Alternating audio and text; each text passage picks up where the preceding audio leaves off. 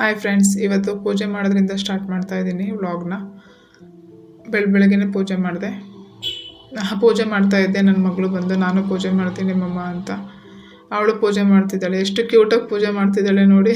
ಉಲ್ಟಾ ಪೂಜೆ ಮಾಡ್ತಿದ್ದಾಳೆ, ಬಟ್ ಕ್ಯೂಟಾಗಿ ಮಾಡ್ತಿದ್ದಾಳೆ ಅಲ್ಲ. ರಾತ್ರಿ ದೋಸೆ ರುಬ್ಬಿಟ್ಟಿದ್ವಿ, ನೆನ್ನೆ ನೆನೆಸಿಟ್ಟಿದ್ನಲ್ಲ. ನೆನ್ನೆ ವ್ಲಾಗ್ ನೋಡಿದರೆ ಗೊತ್ತಾಗುತ್ತೆ ನಿಮಗೆ. ಬೇಳೆ ಅನ್ನ ಹಾಕಿ ರುಬ್ಬಿಟ್ಟಿದ್ವಿ. ಬೆಳಕರಿಯೋದಕ್ಕೆ ಚೆನ್ನಾಗಿ ಉಬ್ಬಿತ್ತು, ಚೆನ್ನಾಗಿತ್ತು. ಸಾಲ್ಟ್ ಹಾಕ್ಬಿಟ್ಟು ಮಿಕ್ಸ್ ಮಾಡ್ತಾಯಿದ್ದೆ ಅಷ್ಟೇ. ನಾನು ಸೋಡಾ ಎಲ್ಲ ಯೂಸ್ ಮಾಡಲ್ಲ ನಾನು ಯೂಶ್ವಲಿ.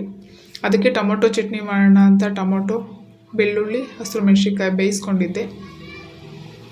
ಅದನ್ನು ಸ್ವಲ್ಪ ಚೆನ್ನಾಗಿ ಬೇಯಿಸ್ಕೋಬೇಕು. ಚೆನ್ನಾಗಿ ಬೇಯಿಸ್ಕೊಂಡ್ರೆ ಟೊಮೊಟೊ ಸಿಪ್ಪೆ ಎಲ್ಲ ಬಿಡುತ್ತೆ. ಸ್ವಲ್ಪ ಬಿಸಿ ಇತ್ತು, ಸ್ವಲ್ಪ ತಣ್ಣಗಾದ್ಮೇಲೆ ಸಿಪ್ಪೆ ಎಲ್ಲ ತೆಗೆದ್ರೆ ಈಸಿಯಾಗಿ ಈ ಥರ ಬಂದುಬಿಡುತ್ತೆ. ಆ ಸಿಪ್ಪೆ ಎಲ್ಲ ತೆಗೆದಿಟ್ಕೋಬೇಕು. ಎಲ್ಲ ಟೊಮೊಟೊದು ಸಿಪ್ಪೆ ಇದ್ರೆ ಚೆನ್ನಾಗಿರಲ್ಲ, ಬಟ್ ಆ ಸಿಪ್ಪೆ ರಿಮೂವ್ ಮಾಡಿದರೆ ಚೆನ್ನಾಗಿರುತ್ತೆ. ನಾನು ಯೂಶ್ವಲಿ ಈ ಥರ ಬೇಯಿಸ್ಕೊಂಡ್ರೆ ಸಿಪ್ಪೆ ಎಲ್ಲ ತೆಗಿತೀನಿ. ಈ ಥರ ಎಲ್ಲ ಹಾಕಿ ಒಂದು ಪ್ಲೇಟಿಗೆ ಹಾಕಿ ತಣ್ಣಗಾದ್ಮೇಲೆ ಬಿಸಿ ಇರುತ್ತಲ್ಲ, ಅದನ್ನು ಜಾರ್ಗೆ ಹಾಕ್ಕೊಂಡು ಅದನ್ನು ರುಬ್ಕೋಬೇಕು. ಈ ರುಬ್ಬೋದ್ರಲ್ಲೂ ಹೆಂಗೆ ಅಂದರೆ ಕೆಲವ್ರಿಗೆ ಸ್ವಲ್ಪ ದಪ್ಪ ಚಟ್ನಿ ರುಬ್ಬಿ ಮಾಡಿದರೆ ಚೆನ್ನಾಗಿರುತ್ತೆ. ಸ್ವಲ್ಪ ಜೀರಿಗೆ ಆ್ಯಡ್ ಮಾಡಬೇಕು. ಆಮೇಲೆ ಇದು ಸ್ವಲ್ಪ ಕೊತ್ತಂಬರಿ ಹಾಕ್ಬಿಟ್ಟು ರುಬ್ಬಬೇಕು. ನನಗೆ ಸ್ವಲ್ಪ ತರಿ ದಪ್ಪ ಇದ್ದರೆ ತುಂಬ ಇಷ್ಟ ಆಗುತ್ತೆ ಚಟ್ನಿ. ಈ ಥರ ಟೊಮೊಟೊ ಚಟ್ನಿನಲ್ಲಿ ನಾನು ಮಾಡೋದು ಈ ಥರ. ಒಂದು ಸಲ ಮಾಡಿ ನೋಡಿ, ಇಷ್ಟ ಆಗುತ್ತೆ. ಕೆಲವರು ಒಬ್ಬೊಬ್ಬರು ಒಂದೊಂದು ಥರ ಚಟ್ನಿ ಮಾಡ್ತಾರೆ ಟೊಮೊಟೊ ಚಟ್ನಿನ, ಬಟ್ ಈ ಥರ ನಂಗೆ ಇಷ್ಟ, ನಮ್ಮ ಮನೆಯವ್ರಿಗೂ ಇಷ್ಟ. ಅದಕ್ಕೆ ನಾನು ಈ ಥರ ಮಾಡ್ತೀನಿ. ಅದಕ್ಕೊಂದು ಈರುಳ್ಳಿ ಕಟ್ ಮಾಡ್ಕೊಂಡಿದ್ದೀನಿ, 2 ಈರುಳ್ಳಿನ. ನಿಮಗೆ ಎಷ್ಟು ಬೇಕಷ್ಟು ಈರುಳ್ಳಿ ಇಷ್ಟ ಆಗುತ್ತೆ ಅಂದರೆ ಸ್ವಲ್ಪ ಜಾಸ್ತಿ ಕಟ್ ಮಾಡಿಕೊಂಡು ಒಗ್ಗರಣೆ ಹಾಕೋಬೋದು. ತವ ಇಟ್ಟು ಸ್ವಲ್ಪ ಎಣ್ಣೆ ಬಿಟ್ಬಿಟ್ಟು ಬಿಸಿ ಆದಮೇಲೆ ಈರುಳ್ಳಿ ಹಾಕ್ಕೋಬೇಕು. ಈರುಳ್ಳಿ ಹಾಕ್ಕೊಂಡು ಸ್ವಲ್ಪ ಬ್ರೌನಿಷ್ ಬರೋವರೆಗೂ ಫ್ರೈ ಮಾಡಬೇಕು. ಈರುಳ್ಳಿ ಹಸಿ ಸ್ಮೆಲ್ ಹೋಗ್ಬೇಕದು. ಚೆನ್ನಾಗಿ ಫ್ರೈ ಆಗಿದೆ ನೋಡಿ. ಇವಾಗ ರುಬ್ಬಿಟ್ಕೊಂಡಿದ್ವಲ್ಲ ಮಸಾಲೆ, ಅದನ್ನು ಹಾಕಬೇಕು. ಅದನ್ನು ಹಾಕಿ ಸ್ವಲ್ಪ ಮಿಕ್ಸ್ ಮಾಡ್ತಾನೆ ಇರಬೇಕು. ಸ್ವಲ್ಪ ತಳ ಹಿಡಿದ್ಬಿಡುತ್ತೆ.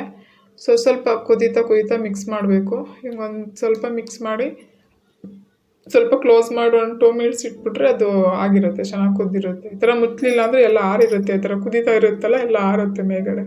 ಈ ಥರ ಮುಚ್ಚಿದ್ರೆ ಸರಿ ಹೋಗ್ಬಿಡುತ್ತೆ. ಇವಾಗ ನೋಡಿ, ಅವಾಗ ಎಷ್ಟೊಂದು ತೆಳ್ಳಗಿತ್ತು. ಇವಾಗ ಚಟ್ನಿ ಸ್ವಲ್ಪ ಗಟ್ಟಿ ಬಂದಿದೆ, ಚೆನ್ನಾಗಿದೆ. ಇದಕ್ಕೆ ನಿಮ್ಗೆ ಎಷ್ಟು ರುಚಿಗೆ ಎಷ್ಟು ಬೇಕಷ್ಟು ಉಪ್ಪು ಹಾಕ್ಕೊಳ್ಳಿ. ಇವಾಗ ಕಡಲೆಕಾಯಿ ತಂದಿದ್ರು ನಮ್ಮ ಮನೆಯವರು. ಆ ಕಡಲೆಕಾಯಿ ಬೇಯಿಸೋಣ ಅಂತ ಬೇಯಿಸ್ತಾ ಇದ್ದೀನಿ. ಇದು ಕೆಮ್ಮಣ್ಣು ಇರುತ್ತೆ ಗೊತ್ತಾವಲ್ಲ, ಅದ್ರಲ್ಲಿ ಕಡಲೆಕಾಯಿ ಬೆಳೆದಿರೋದು ಅನಿಸುತ್ತೆ. ಮಣ್ಣೆಲ್ಲ ಇತ್ತು, ಕೆಮ್ಮಣ್ಣು. ಅದು ನೀರಿಗೆ ಹಾಕಿದ ತಕ್ಷಣ ಸ್ಮೆಲ್ ಅಂತಿತ್ತು. ನನಗೆ ಈ ಥರ ಮಣ್ಣಿನ ಸ್ಮೆಲ್ ತುಂಬ ಇಷ್ಟ. ನಿಮಗೂ ಯಾರಿಗೆ ಇಷ್ಟ ಆಗುತ್ತೆ ಕಮೆಂಟ್ ಮಾಡಿ.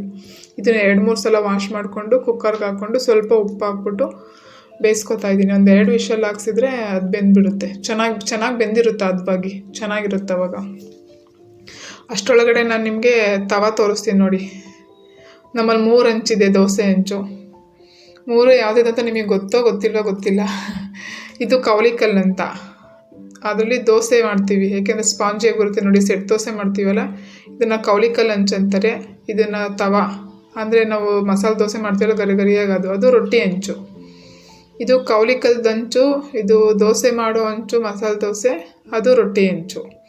ಅಷ್ಟರೊಳಗಡೆ ಬೆಂದಿತ್ತು, ವಿಷಲ್ ಆಗಿತ್ತು, ಚೆನ್ನಾಗಿ ಬೆಂದಿದೆ ಕಡಲೆಕಾಯಿ.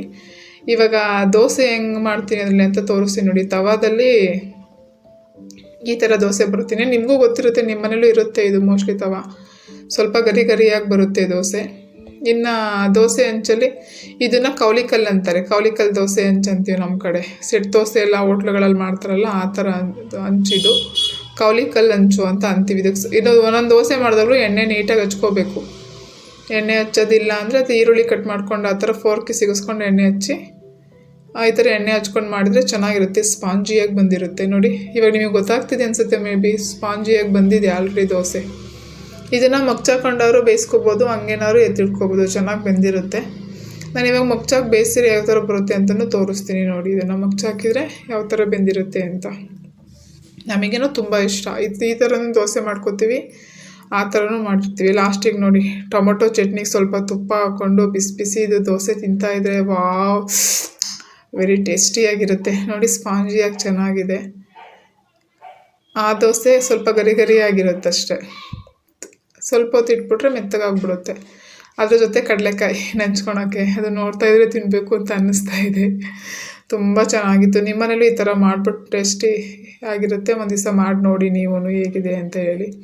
ಸೂಪರಾಗಿತ್ತು, ಆಸಮ್. ಆಹಾರ ಸಖತ್ತಾಗಿತ್ತು. ಸಂಜೆ ಆದಮೇಲೆ ಸ್ವಲ್ಪ ಮಳೆ ಬಂತು, ಗುಡುಗು ಮಿಂಚು ಗಾಳಿ ಎಲ್ಲ, ಅಷ್ಟೊಂದು ಗಾಳಿ ಬರ್ತಿದೆ ನೋಡಿ. ತುಂಬ ಗಾಳಿ ಬರ್ತಿದೆ. ಇಲ್ಲಿಗೆ ಈ ವ್ಲಾಗ್ನ ಎಂಡ್ ಮಾಡ್ತಾ ಇದ್ದೀನಿ.